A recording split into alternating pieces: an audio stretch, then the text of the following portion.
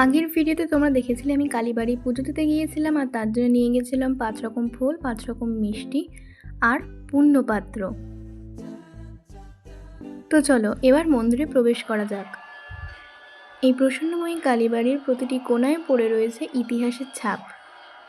1822 সালের 11 এপ্রিল এই প্রসন্নময়ী কালীবাড়ি প্রতিষ্ঠিত হয়।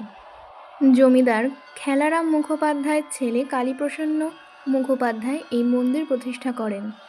কথিত আছে রানী রাসমণি নাকি এই প্রসন্নময়ী কালী মন্দিরে পুজো দিতে এসেছিলেন, আর এই মন্দিরের আদলেই তিনি দক্ষিণেশ্বরের মন্দির স্থাপন করেন।